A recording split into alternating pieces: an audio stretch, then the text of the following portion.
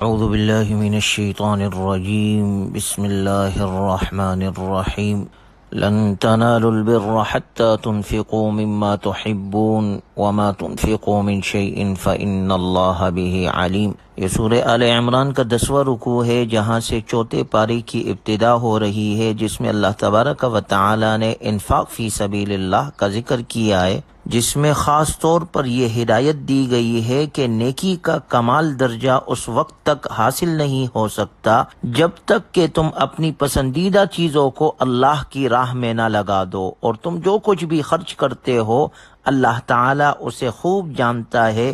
مطلوب تک پہنچنے کے لیے محبوب کی قربانی اور ایثار ضروری ہے۔ انسان نیکی کے درجہ کمال تک تب پہنچ سکتا ہے جب وہ اپنی محبوب چیزیں اللہ کی راہ میں خرچ کرے۔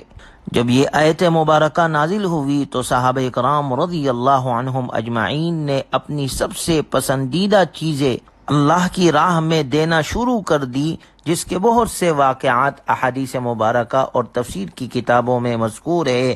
اللہ تعالی ہم میں بھی یہ جذبہ پیدا فرمائے۔ اگلی آیات میں یہود کے 2 اعتراضات کا جواب دیا گیا ہے۔ جب رسول اللہ صلی اللہ علیہ وسلم نے دعویٰ کیا کہ میں ملت ابراہیمی پر ہوں تو یہود نے 2 اعتراض کیے۔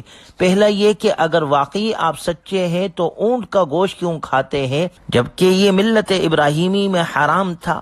دوسرا یہ کہ ابراہیمی سلسلے کے تمام انبیاء کا قبلہ بیت المقدس تھا اور وہی سب سے افضل بھی ہے، اور آپ نے تو اسے چھوڑ کر کعبۃ اللہ کو قبلہ بنا لیا۔ اس پر اللہ تبارک و تعالی کی جانب سے یہ آیات نازل ہوئی، کل الطعام کان حلا لبنی اسرائیل الا ما حرم اسرائیل علی نفسہ من قبل ان تنزل التوراۃ۔ نزول تورات سے پہلے ہر کھانا بنی اسرائیل کے لیے حلال تھا سوائے اس کے جسے یعقوب علیہ السلام نے اپنے اوپر خود حرام کر لیا تھا۔ فرما دیجئے اگر تم اپنے دعوے میں سچے ہو تو تورات لے آؤ اور اسے پڑھو۔ جو کوئی اس واضح دلیل کے بعد بھی اللہ کی طرف جھوٹی بات کی نسبت کرے گا تو ایسے لوگ بڑے ظالم ہیں۔ قل صدق اللہ، آپ فرما دیجئے اللہ نے جو کچھ بتایا ہے وہ سچ ہے۔ فاتبعوا ملت ابراہیم حنیفا وما کان من المشرکین، لہذا تم سیدھی راہ والے ابراہیم کے دین کی پیروی کرو اور وہ مشرکوں میں سے نہ تھے۔ ان آیات میں اس اعتراض کا جواب بھی دیا گیا ہے کہ اونٹ کا گوشت حضرت ابراہیم علیہ السلام کے دین میں حرام نہیں تھا، بلکہ تورات نازل ہونے سے پہلے بنی اسرائیل کے لیے بھی وہ سب چیزیں حلال تھی جو آج مسلمانوں کے لیے حلال ہے۔ البتہ ہوا یہ تھا کہ حضرت یعقوب علیہ السلام نے اونٹ کا گوشت اپنے اوپر حرام کر لیا تھا، جس کی وجہ حضرت عبداللہ ابن عباس رضی اللہ عنہ نے یہ بتائی ہے کہ ان کو عرق النساء کی بیماری تھی اور انہوں نے یہ نظر مانی تھی کہ اگر مجھے اس بیماری سے شفا ہو گئی تو میں اپنے کھانے کی سب سے پسندیدہ چیز چھوڑ دوں گا۔ انہیں اونٹ کا گوشت سب سے زیادہ پسند تھا، اس لیے شفا حاصل ہونے پر انہوں نے اسے چھوڑ دیا، جبکہ یہ بنی اسرائیل پر حرام نہیں تھا۔ اور یہودیوں کے دوسرے اعتراض کا جواب دیا گیا۔ ان کا یہ کہنا کہ بنی اسرائیل کے تمام انبیاء اکرام علیہم السلام بیت المقدس کو اپنا قبلہ قرار دیتے آئے ہیں، مسلمانوں نے اسے چھوڑ کر مکہ مکرمہ کے کعبے کو کیوں قبلہ بنا لیا؟ تو آیت مبارکہ میں یہ جواب دیا گیا کہ کعبۃ اللہ تو بیت المقدس کی تعمیر سے پہلے وجود میں آ چکا ہے اور وہ حضرت ابراہیم علیہ السلام کی نشانی ہے، لہٰذا اسے پھر سے قبلہ اور مقدس عبادت گاہ بنانا ہرگز قابل اعتراض نہیں۔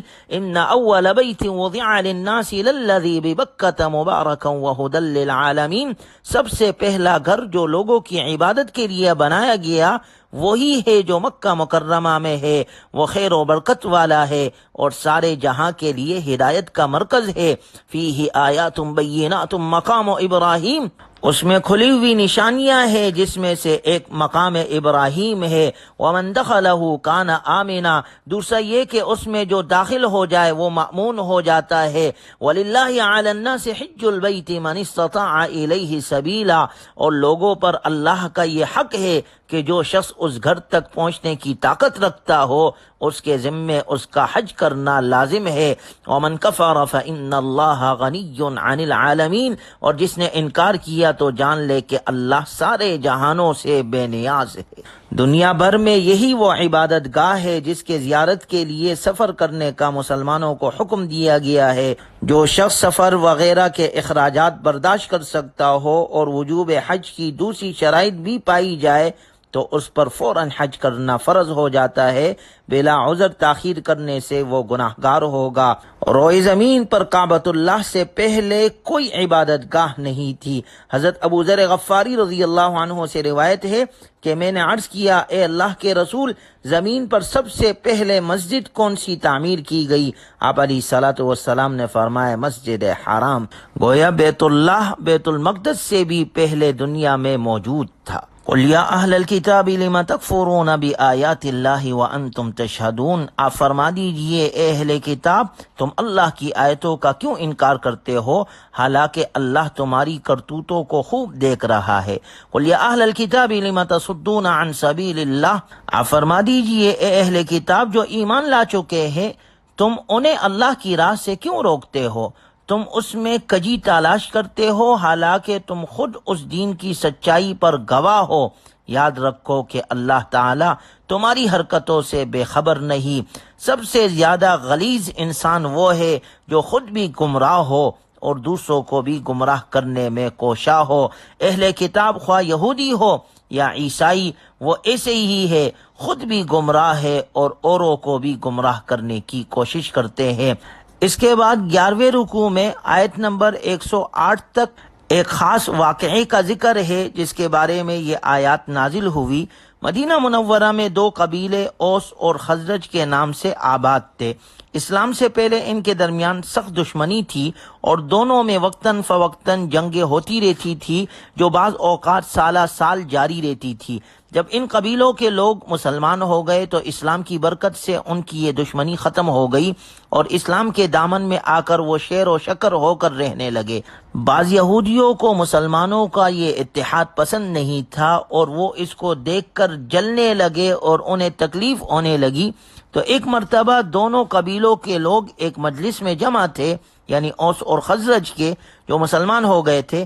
تو ایک یہودی شماس بن قیس نے ان کے پیار و محبت کا یہ منظر دیکھا تو اس سے نہ رہا گیا اور اس نے ان کے درمیان پھوٹ ڈالنے کے لیے یہ ترکیب کی کہ ایک شخص سے کہا کہ اس مجلس میں وہ اشعار سنا دو جو زمانہ جاہلیت میں اوس و خزرج کے شاعروں نے ایک لمبی جنگ کے دوران ایک دوسرے کے خلاف کہے تھے۔ اس شخص نے وہ اشعار سنانا شروع کر دیے۔ نتیجہ یہ ہوا ان اشعار سے پرانی باتیں تازہ ہو گئی۔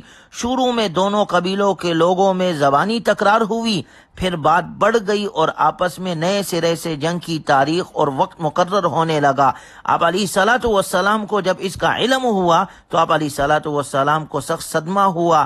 آپ صلی اللہ علیہ وسلم ان کے پاس تشریف لے گئے اور آپ نے انہیں تنبیہ فرمائی کہ یہ سب شیاطینی حرکت ہے۔ بلا آخر آپ علیہ الصلوۃ والسلام کے سمجھانے سے یہ فتنہ ختم ہوا۔ ان آیتوں میں اللہ تعالی نے پہلے تو یہودیوں سے خطاب کر کے فرمایا کہ اولاً تو تم کو خود ایمان لانا چاہیے اور اگر خود اس سعادت سے محروم ہو تو کم از کم ان لوگوں کے راستے میں رکاوٹ تو نہ ڈالو جو ایمان لا چکے ہیں۔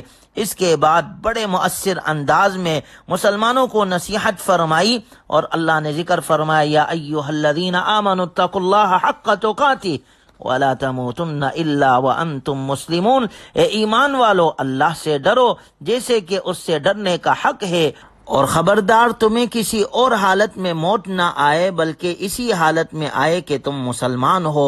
وَاعْتَصِمُوا بِحَبْلِ اللَّهِ جَمِيعًا وَلَا تَفَرَّقُوا، اور اللہ کی رسی کو سب مل کر مضبوطی سے تھامے رکھو۔ وَاذْكُرُوا نِعْمَةَ اللَّهِ عَلَيْكُمْ إِذْ كُنْتُمْ أَعْدَاءً فَأَلَّفَ بَيْنَ قُلُوبِكُمْ، اور آپس میں پھوٹ نہ ڈالو اور اللہ نے تم پر انعام کیا ہے اسے یاد رکھو کہ ایک وقت تھا جب تم ایک دوسرے کے دشمن تھے۔